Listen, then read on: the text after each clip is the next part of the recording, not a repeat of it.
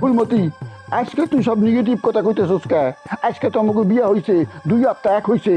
এখন যদি তুই আমারে অপমান করস তাহলে বাসর কেমনি হইব? দুইজন তো এক লগে থাক পারুম না। হ, এইভাবেই চলবো। যে দিন থেকে তোর স্বভাব চরিত্র ভালো হইব সেই দিন থেকে আমরা সংসারটা সুন্দর মতো চলব।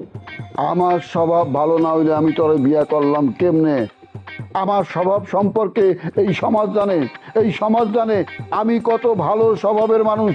খালি তোর কাছে আমার কোনো দাম নাই, আমার কোনো মূল্য নাই। তোরে দেখলে মানুষ ভয় পায়।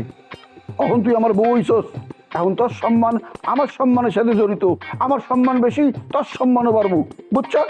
তোর সম্মান এখন আমার সম্মানের সাথে মিলে গেছে। এখন কোনো উল্টাপাল্টা কাম করবি না। এই কুকা, তুই তো কি কইতাছস? উল্টা পাল্টা কাজ কি আমি করি নাই? উল্টা পাল্টা কাজ তো করস তুই। ছেলের বয়সী পোলার হাত ধরে রাস্তাঘাটে ঘুরাঘুরি করছস, পাবলিক দেখছে, আমার সম্মান তুই ধুলায় মিশাই দিছস। 1 সপ্তাহ আমি আন্দার ঘরে কাটাইছি, বাইরে বাড়াইলেই পাবলিক তোরে নিয়ে উল্টা পাল্টা কথা কইতো। আমার কান্দ নাইতো, আমার বুক ফেটে যেত। সেই ছেলের লগে তোমার বিয়ার কথা হইছিল।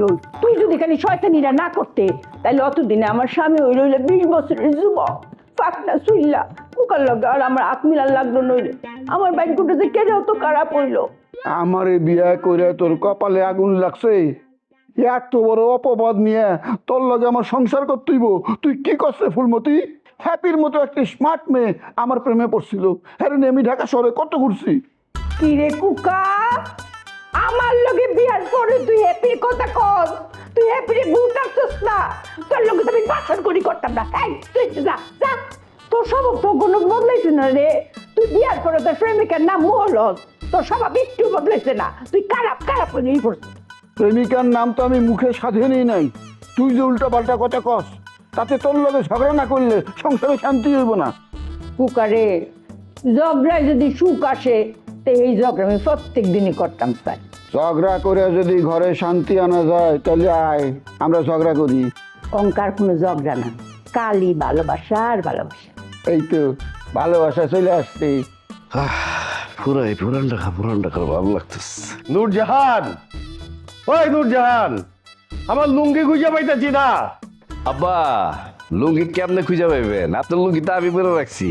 আমার কেমন লাগতেছে আগে সেটা বলেন। ভূতের মতন লাগতাছে। তোমার লজ্জা শরম নাই মিয়া? তুই শ্বশুরের লুঙ্গি পরে বয়ে রইছো। এর লজ্জা সরবের কি আছে আব্বা? লুঙ্গির ভিতরে কি লেখা আছে যে এটা শ্বশুরের লুঙ্গি? আর আব্বা, আপনি এত কিপটা কেন? আপনার একটা মাত্র লুঙ্গি, এত টাকার মালিক আপনি, আপনার বাড়িতে ডরজনে ডরজনে পুরান ঢাকার লুঙ্গি থাকবো, আর একটা লুঙ্গি নিয়ে আপনি টানাটানি করতেছেন। আরে বটজালা, আমি এখন এই লুঙ্গি পিনতে বাইরে যাবো। তোমার কি কোনো আদব কায়দা নাই? তুমি শ্বশুরের লুঙ্গি পিনবা কে লাগা? আর লুঙ্গি পরার সাথে আব্বা আদব কায়দার কি সম্পর্ক? আচ্ছা দাঁড়ান, শুনেন, আমি একটা কথা বলি। আমার একটা হাফ প্যান্ট আছে, বুঝছেন? এটা আপনি পরে, আমি কিন্তু মাইন্ড করবো না। মানে আমার হাফ প্যান্টটা পরার পর আমি আপনার গ্যারান্টি দিয়ে বলতে পারি 20 বছর আপনার বয়স কমে দিব আব্বা।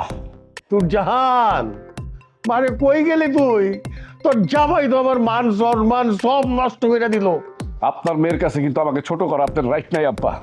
নূরজাহান যদি এই কথা শুনে তাহলে ও আমার সাথে খারাপ ব্যবহার করবে, তারপর আমিও নূরজাহানের সাথে খারাপ ব্যবহার করবো, পরে একটা ঝগড়া লাগবে। আপনি কি চান আপনার জন্য আপনার মেয়ের সংসারে একটা ঝামেলা লাগুক? চাই। তোমার লগে দাবা খেলন ঠিক আছে, বাগার তুমি আমার মায়ের জামাইবা, এইটা আমার কাছে ঠিক লাগে না।